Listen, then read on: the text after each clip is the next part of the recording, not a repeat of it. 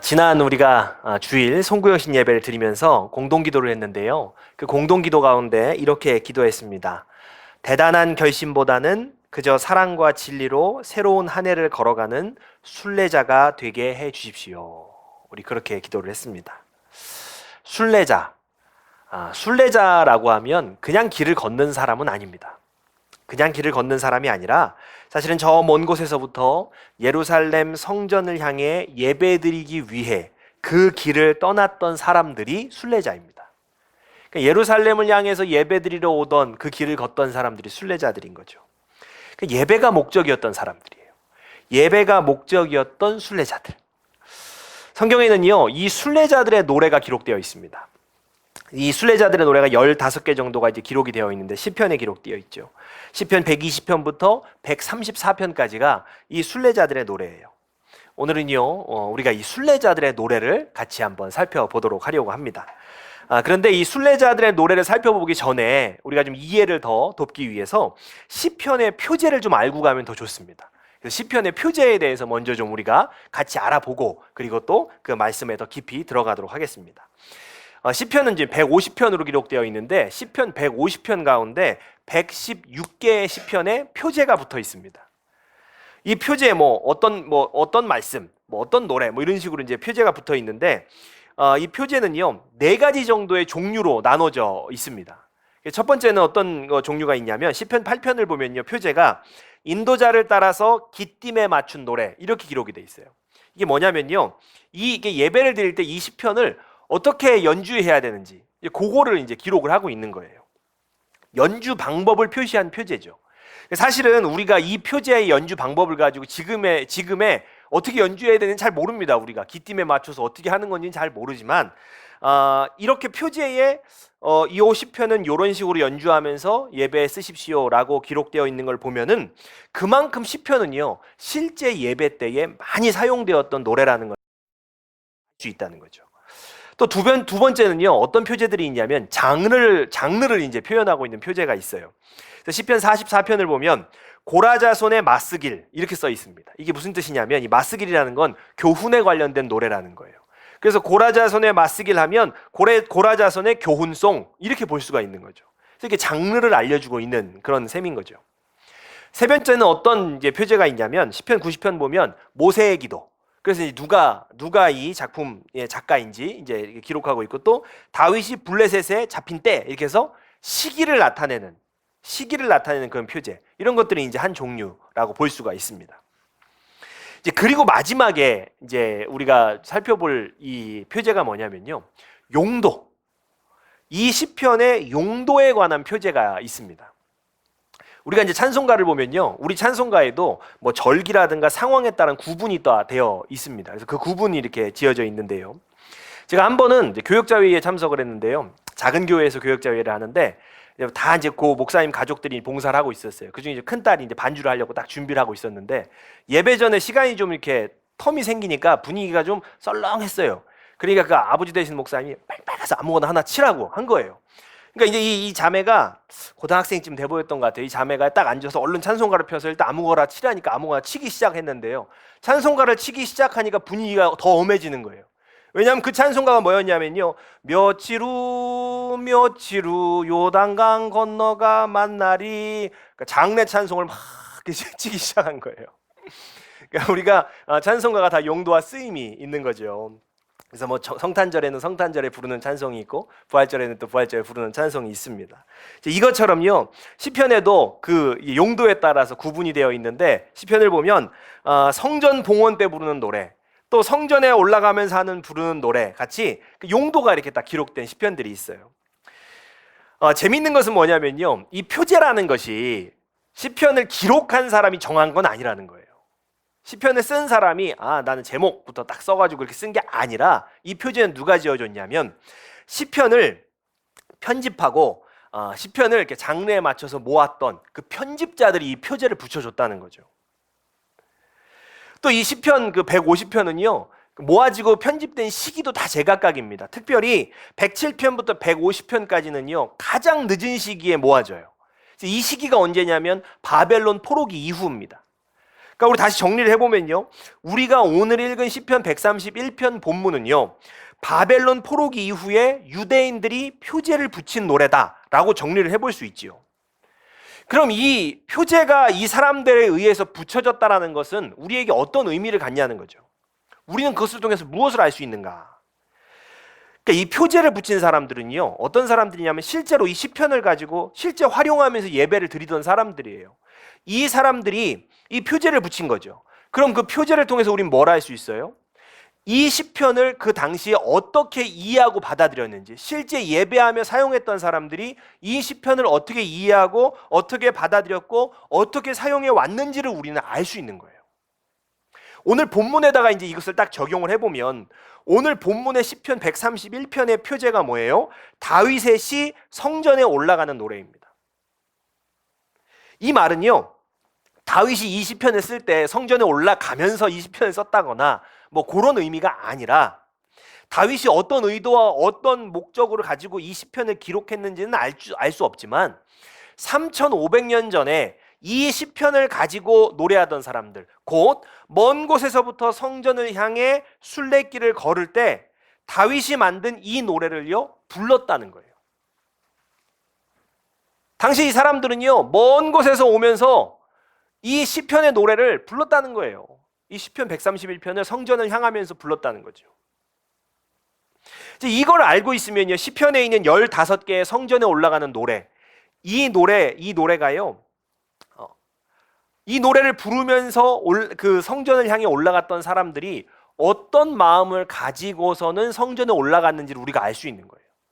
이 15개의 성전에 올라가는 이 시편을 하나하나 살펴보면 수천 년 전의 예배자들이요, 하나님께 어떤 마음가짐을 가지고 예배를 하러 올라갔는지를 우리가 알 수 있습니다. 어떤 기대를 가지고 그 성전에 올라갔는지를 알 수가 있는 거죠. 삶의 위기를 만난 사람들, 어려움 당한 사람들, 이 사람들은요 성전을 향해 가면서요 시편 121편을 아마 찬송했을 거예요.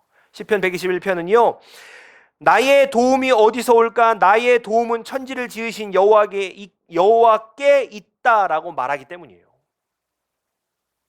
그렇다면 오늘 시편 우리 131편을 순례자의 노래로 선택한 사람들은요 어떤 마음을 가지고 하나님께 나아갔냐는 거예요.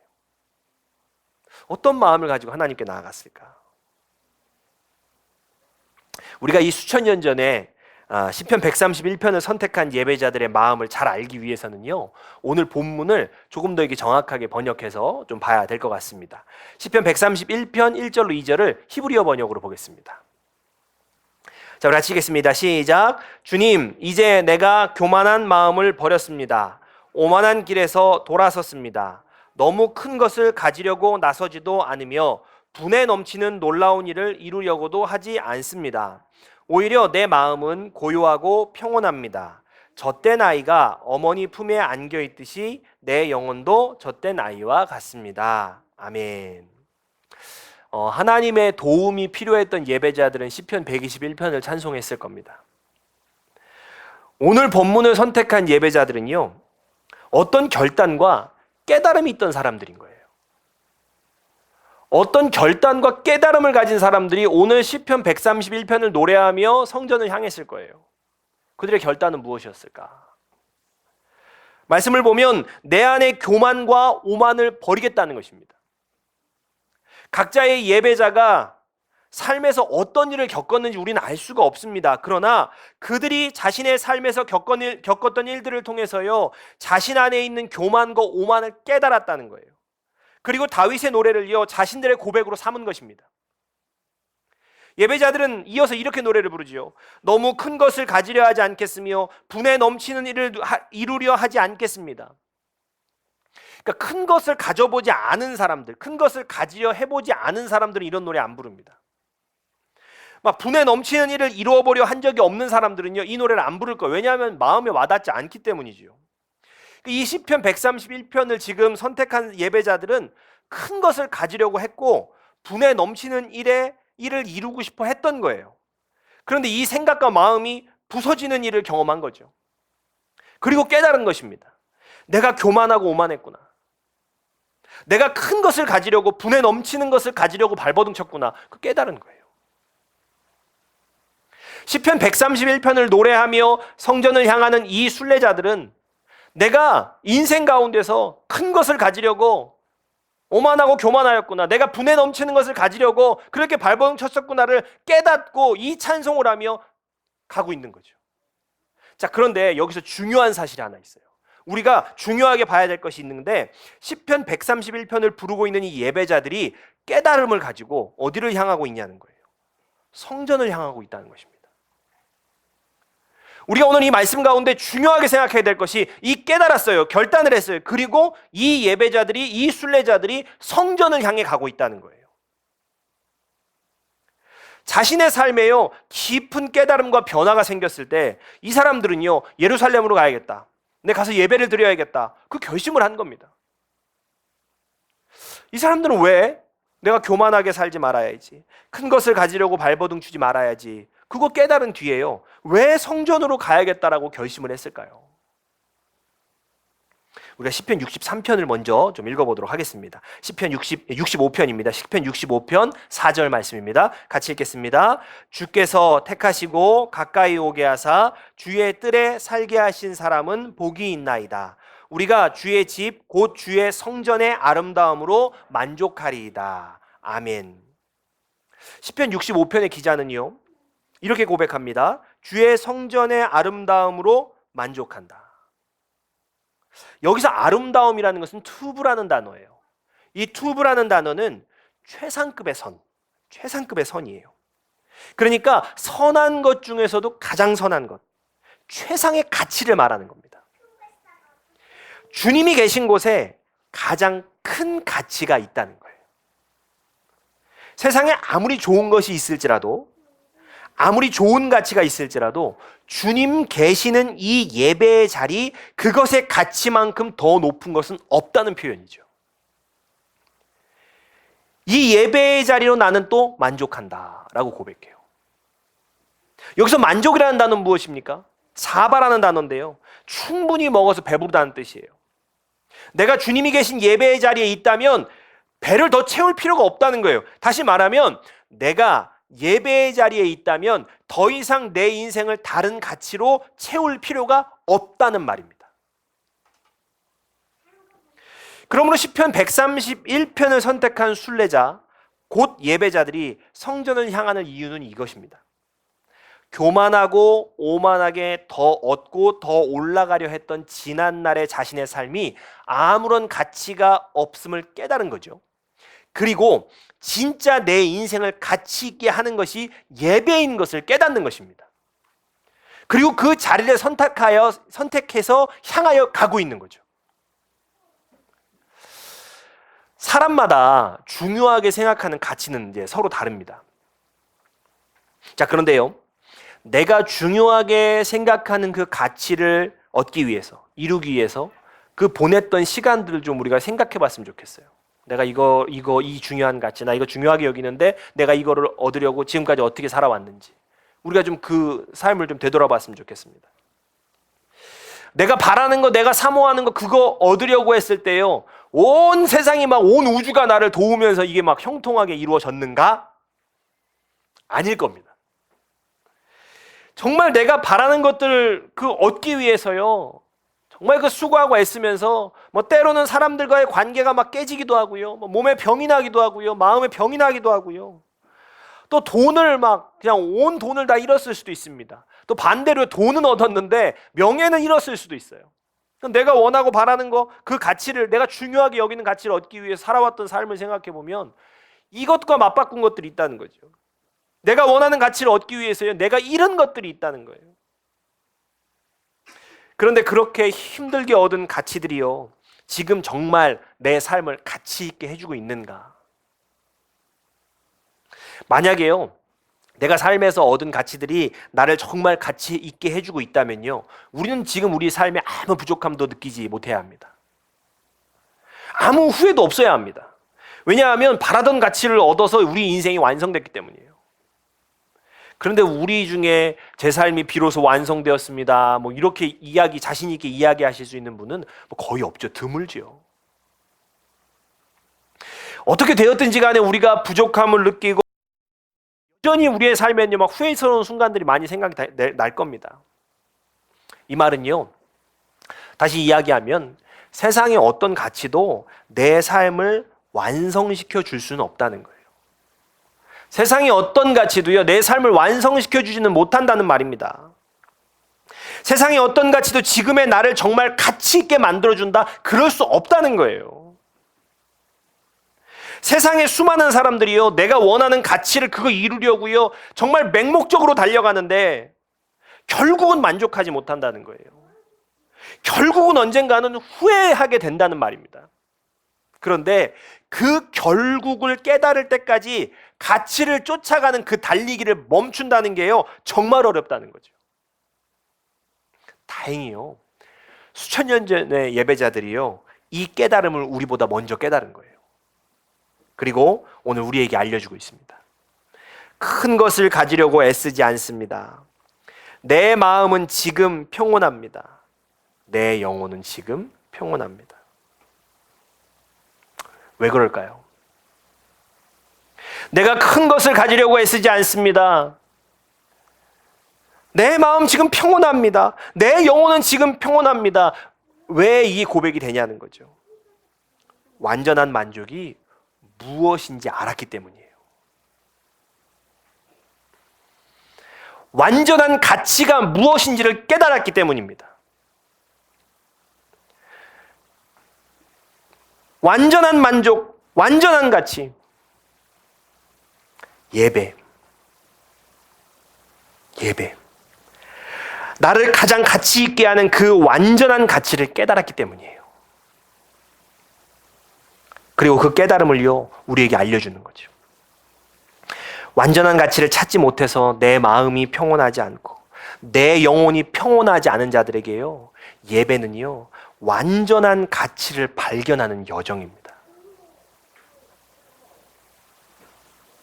몇 년 전에 같이 걸을까라는 예능이 있었어요. 그 같이 걸을까라는 예능이 있었는데, 예전에 인기 있었던 G.O.D라는 그룹이 이제 나와서 스페인 산티아고 그 순례길을 이렇게 쭉 걷는 여정을 담은 프로그램이었어요. 근데 이 TV를 이제 프로그램 보니까요, 이제 프로그램이다 보니까 이게 그냥 뭐 천천히 무한정 가다가 쉬다 이렇게 갈 수가 없는 거예요. 그냥 무조건 그 끝나야 되는 시간이 정해져 있으니까 하루에 걸어야 될 양이 정해져 있는 거죠. 그러니까 발이 부르트고 막 너무 힘들어도요, 무조건 가는 겁니다. 하루에 그냥 걸어야 하는 키로수가 정해져 있어가지고 물집이 다 터져도 그냥 그 키로수를 채울 때까지 가는 거죠. 그리고 이제 그 키로수를 다 완주해야만 그날 이제 숙소로 또 들어갈 수 있는 거예요. 그런데 이제 프로그램 보면은 걷기를 마치고 이제 숙소에 들어가면은 어떤 장면이 잘 나오냐면, 그 그룹의 리더 되는 사람이 밥을 맛있게 만들어서 멤버들을 먹이는 장면들이 이렇게 잘 등장을 합니다. 그러니까 몇 날 며칠 그 뭐 순례길을 걸으면서요, 거기에서 이제 막 그 뭐 파스타, 감자튀김 뭐 이런 것만 먹다가 거기서 막 찌개 끓여서 먹으면 얼마나 맛이 있겠습니까? 우리도 뭐 해외여행 가봤지만 김치찌개 한번 먹으면 기운이 나거든요. 그러니까 그 찌개 먹고 그 밥해 먹고 기운을 내서 그 또 이제 힘이 내서 그 순례길을 다 걷는 거, 그 장면들이 나오더라고요. 근데 그 예능을 가만히 생각을 해보면서 이 영혼의 양식을 잘 만들어 지어서 드실 수 있도록 하는 것, 먹이는 일이 이게 내가 해야 되는 일이구나, 그런 생각이 드는 거예요. 근데 음식을 만들 때 가장 기본이 뭘까? 손을 깨끗이 닦는 겁니다. 그러니까 최상급의 재료를 쓰는 것도 아니고 맛있는 조미료를 막 쓰는 것도 아니고요, 음식을 만들 때 가장 기본은 누군가의 입으로 뱃속으로 들어가는 것이기 때문에 그 손이 깨끗해야 돼요. 음식을 만든 주방이 깨끗해야 합니다. 우리가요, 주방에 막 찌든 때가 가득하고 더러운 환경에서 음식을 만드는 걸 딱 목격하고 나면요, 그러면 아주 굉장히 막 그거에 대해서 비난을 많이 하죠. 그런 뭐 고발하는 뉴스도 종종 나오는데 사람들이 굉장히 분노합니다. 왜냐하면 속았다고 생각하기 때문이에요. 속여서 깨끗한 음식인 것처럼 내놨다고 생각하기 때문이죠. 가만히 생각해 보니까 제 손이 깨끗하지 않다면, 제 삶이 깨끗하지 않다면 이 준비한 말씀은요, 영혼을 속이는 것과 같은 거죠. 이것은요, 제가 가장 경계하고 두려워해야 될 일이에요. 하나님께서 제게 원하시는 것은요, 사랑하는 성도님들에게 정말 깨끗하고 좋은 양식을 먹이는 것입니다. 그래서 이 양식을 드시는 분들이 배탈 나지 않고 잘 소화하여서 몸과 영혼에 유익이 되기를 간절히 바랍니다. 이 예배의 자리에서 먹게 되는 영혼의 양식으로 우리의 모두가 배부를 수 있기를 주의 이름으로 축복합니다. 다른 가치를 찾아 내 영혼을 채우기에 급급했던 삶이요, 나는 이 예배의 자리에서 완전한 만족을 찾았습니다. 나는 이 예배의 자리에서 완전한 가치를 찾았습니다. 우리가 그렇게 고백하실 수 있기를 소망합니다. 주님께서는요, 이 완전한 가치를 찾는 순례자의 길로 우리를 초청하셨어요. 완전한 가치가 있는 곳, 나를 가장 가치 있게 해주는 이 예배의 자리로 나오는 것이요, 우리가 올 한 해 하나님께 드리는 약속이 되시기를 바랍니다. 자, 그리고 이것은요, 우리가 하나님께 드리는 약속이기도 하지만 동시에 하나님께서 우리에게 주시는 선물이 될 것입니다. 우리가 하나님 앞에 예배로 나아가는 것은 약속이기도 하지만 그것은 우리에게 동시에 선물이 될 거예요. 왜 예배가 하나님께서 주시는 선물인지, 그것은요, 시편 131편을 선택했던 예배자들처럼요, 내 인생의 진정한 가치를 발견하고 나서 내 마음은 지금 평온합니다, 내 영혼은 지금 평온합니다라는 고백이 나올 때 우리가 깨닫게 될 거예요. 이게 왜 선물인가? 그것은 깨닫고 고백하는 그때 우리가 알게 될 거예요. 우리가 그 고백의 순간을 기대하실 수 있기를 바랍니다. 그때 우리는요, 진정한 가치가 아닌 것에 목매며 내 영혼의 허기를 채우는 그런 사람이 아니라 예배라는 완전한 가치로 내 영혼이 충분히 배부른, 충분히 만족하는 사람이 되어 있을 것입니다. 진정한 가치를 찾아 떠나는 이 순례자의 길에 오른 여러분을 축복합니다. 이 진정한 가치를 찾아 떠나는 이 순례자의 길에 함께 하실 수 있음에 정말 축복하며 존귀한 길임을 선포합니다. 이 여정 끝에 준비된 하나님의 선물을 반드시 받으시는 저와 여러분 되실 수 있기를, 그런 한 해가 되시기를 주님의 이름으로 축복합니다. 우리가 찬양하고 기도하겠습니다.